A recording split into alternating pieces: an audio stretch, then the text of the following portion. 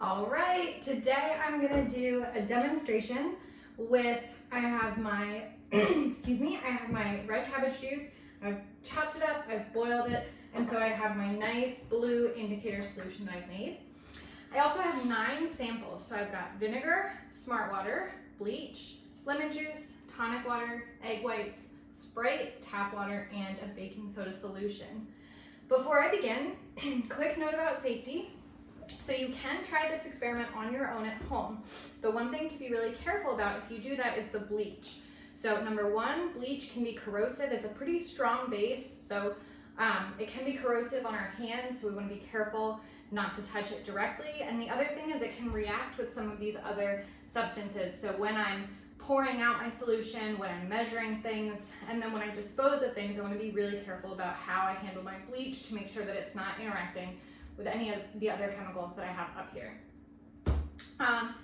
That being said, I am going to do a combination between this solution and this solution at the end, but I'm only doing that because I already know that it's safe and I already know what's going to happen. So that being said, I ask you not to combine. If you do try this at home, don't combine anything, especially anything with the bleach.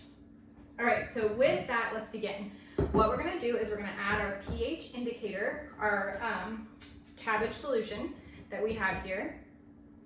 Inside my cabbage, I have a particular chemical that's gonna interact with the hydrogen ions that are in my acids and bases, and based on whatever the pH is, they're gonna change color. And then we have our color indicator that we can use as well to compare, and then we're going to figure out what are the pHs for each of these chemicals. We're going to order them from most acidic to most basic.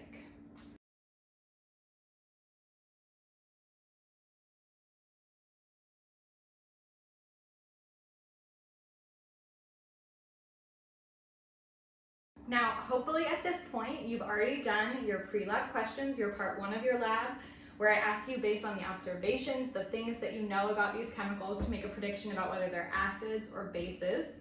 And then hopefully you've already made your prediction about what the strongest acid and the strongest base will be. Now we're going to do part 3 of your lab together. We are going to go in and we're going to pour in the pH indicator for each of these and just determine their pHs. While you watch, it would be helpful to have your indicator sheet in front of you that tells you, that kind of shows you that chart and shows you what the pHs are based on the colors that things change. Okay, so first I'm going to add my 1/4 cup of indicator to my vinegar solution.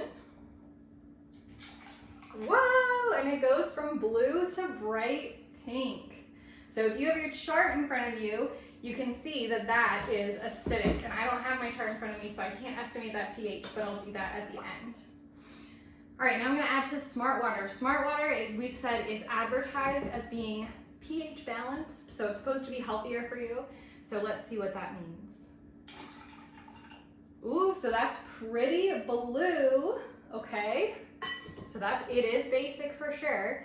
All right, now we're gonna add to bleach. We know bleach is a strong base. Let's see what happens.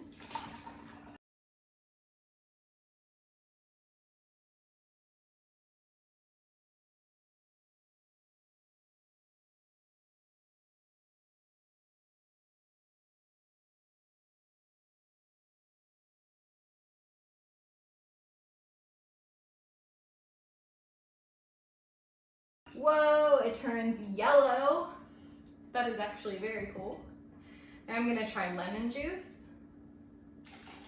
Ooh, also pink, similar color to the vinegar. They probably have pretty similar pHs. You can see my bleach is starting to lose its color here.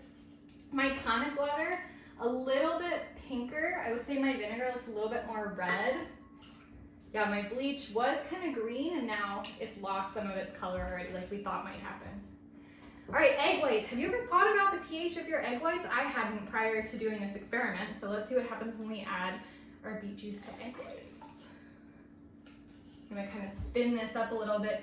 We've got this a nice greenish blue color, very pretty. Next to my Sprite.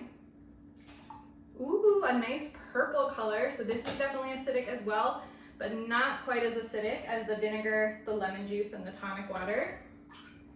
Next I have my tap water. This will probably be about the same color as my indicator because that's what I made it in. And then last but not least, we've got our baking soda solution. So our baking soda solution also turns a nice blue color. All right, I am gonna take a picture at the end and show you all of these a little bit more zoomed in. The other thing that I wanna do is I wanna go ahead and try and sort these from strongest acid to strongest base. I wanna make myself a little pH scale here. So I'm gonna look for the one that's the reddest. I think the lemon juice looks the reddest to me.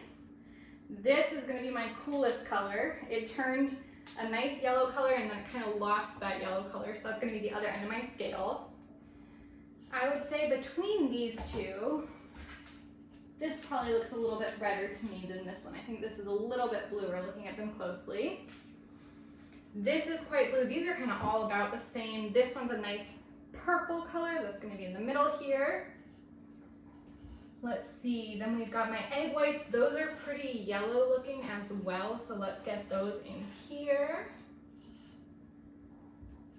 These three all look pretty similar, which makes me hesitant to buy Smart Water because it looks like about the same pH as my tap water.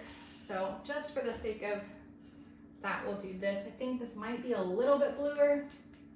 All right, this is my pH scale. We went from our reddest pinks all the way to our yellowy bleach, and now we can see that bleach color is pretty much gone. That is what bleach does, so we're not surprised there. I'm gonna interrupt the recording here just for a moment to take a picture, and then I'm gonna do one more thing. All right, the last thing that we wanna do here is we wanna explore a neutralization reaction. Now remember that I said you don't wanna mix anything together unless you know very specifically what's happening and if there are any safety concerns. Now I can mix these together because I know what the products are, I know what's gonna happen, and so I know that I'm not putting myself at risk by mixing these two chemicals together. So we have our acid, vinegar, and we have our base, baking soda. We can see our vinegar is closer to the red side, really acidic, and our baking soda is closer to the blue side. Looking at that chart, probably about a pH of 11 or 12.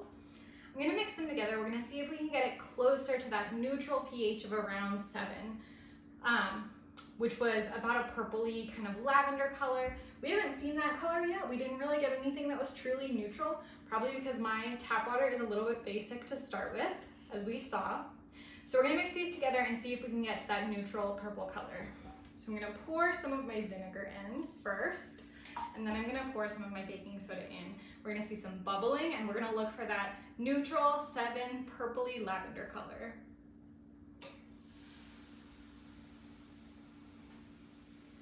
Ooh, and my bubbles are starting. I don't know if you can see that on the camera. My bubbles are starting to look purple. Oh my gosh, and look at that. We have this beautiful, let me grab another cup so you can see it. Beautiful purple color. Let me put it into a glass. I might spill a bit here, just so that you can see that color a bit better. All right, so we were able to create a neutralization reaction. We were able to neutralize some of the vinegar with some of the baking soda. This is even pretty warm looking. It might even have gone into the, back into the acidic side. I could kind of go back and forth with this if I want to, just to play around and take it from acid to base to acid to base. And I want to be really clear, this isn't just from the colors combining, this is the indicator actually changing color because of the pH. So let's see if we can get a little more basic again. When I get really purpley. So now I have a little bit of a cooler purple, maybe, what would we call that? Maybe the other was lilac, this was lavender. And then again, if I add more vinegar, we're gonna get a little bit warmer again. So now again, we get back to that lilac, that pinky purple. So this is just a little bonus that I wanted to add on here because next week we'll talk a little bit more about neutralization reactions. You don't have to do anything with this part for your lab report. All right, thank you guys so much for watching. I hope this was a little bit fun and interesting for you, and I will see you. If you join us for our office hours, I'll see you in our labs. If not, have a wonderful rest of your week. Bye everyone.